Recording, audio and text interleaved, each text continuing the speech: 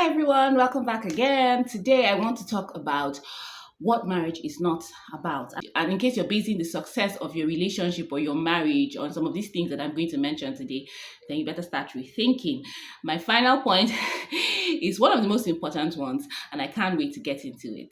So, the first thing I'm going to be talking about is the fact that marriage is not a status symbol. It's not a rite of passage. It's not just something you do so that you can feel better than everybody else. You know, when you have that title to your name, you're kind of like better, bigger, in a special class than everybody else. I mean, it's of course could be and it can be an elevation to get married, especially if you are married to the right person under the right circumstances. It can actually be a union that will lead to better things and more successes in your life for sure.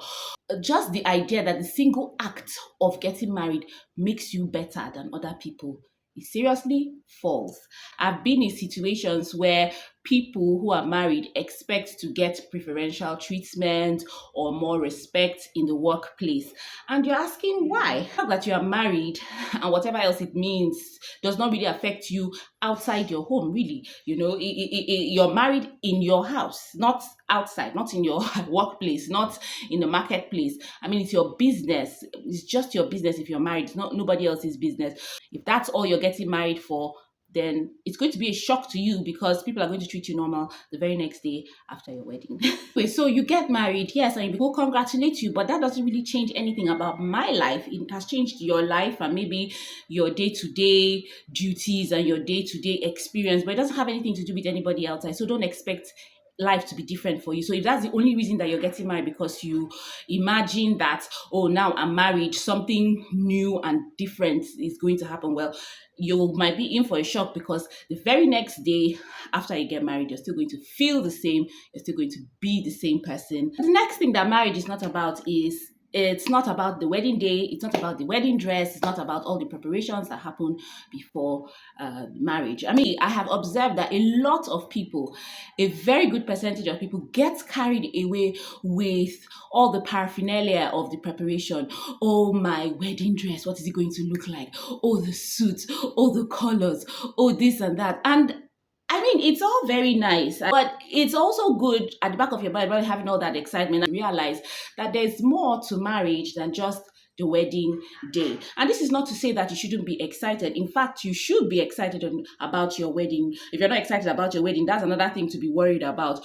But just recognize that there is more to it. And just because everything goes well on the wedding day, and just because you use the most expensive wedding gown, and just because you spend so much money, or even because you don't spend so much, you do an inexpensive, modest wedding, does not directly follow it does not directly follow that your marriage is going to be wonderful. As much as you're putting in so much effort into what your wedding day is going to look like and what it's going to be like and what makes sure that everything is perfectly matched, also put in that much effort to make sure that the two people, both of you who are about to go on this journey, are properly matched, are properly prepared, know the requirements and the commitments that it entails. And then, of course, it makes everything all the more beautiful. But if all you're doing is concentrating on what you look like and what the pictures will look like, I can assure you that there are many people who have had wonderful wedding days and then they have terrible marriages. It doesn't have anything to do. One does not have anything to do with the other. So please don't get carried away with it. Another thing too that I've noticed that people talk about when it's time to get married is about how the two of you look. Marriage has nothing to do with how cute the bride is or how handsome and dapper the husband is and how they say, oh, you guys look so good together, or you people are going to, how's it that they say it again, beautiful babies loading.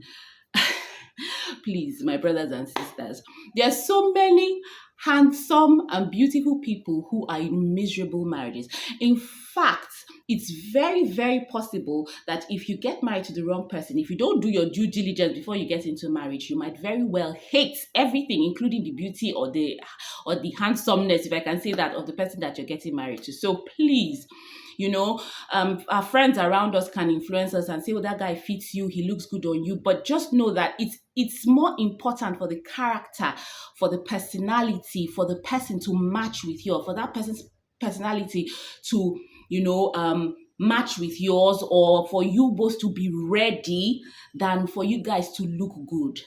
It doesn't have anything to do with that. I don't know how to to communicate this, that just because somebody looks nice doesn't mean that they're going to make a good spouse. So if you're making your decisions based on that, please just break everything down and start all over again. It has to be something that is deeper and more concrete than that.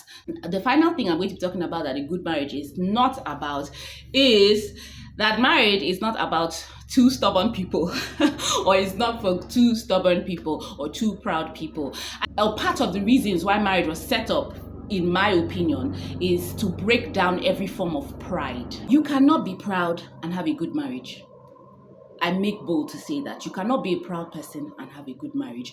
You might feel like one of the spouses might be proud and be getting along, but just let it be known to you that your partner is not happy. Because marriage will require you to humble yourself a lot of times and do the things that you are not so crazy about, just to please your partner and to make them happy. And I don't mean compromising on your values, but just things that don't come naturally to you. You don't that's not me. If you're the kind of person who likes to say, that's not me, the way I behave, I don't do that kind of thing, I don't take nonsense, then marriage is not for you, because you should be willing to take some nonsense. And I'm going to repeat it again. When I say nonsense, I don't mean that you're going to take abuse or disrespect of any kind, but just things that are just not your nature, you're not used to. You need to be able to do those things. Marriage will require you to beat yourself down, to beat your pride down. Sometimes say sorry when you don't really feel so sorry.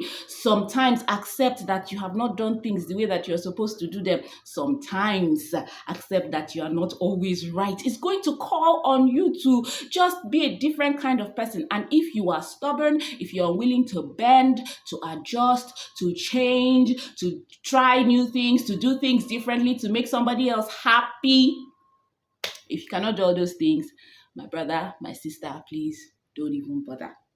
Anyway, I'm going to stop this video here. Please, for married people, what's it that you found out that people are so obsessed about before marriage, and it's not going to have any bearing, and it's not going to make any difference when they get married? Please let me know in the comment section. Like this video if you enjoyed it. Please leave me a comment. Subscribe if you haven't, and I'll see you in my next one.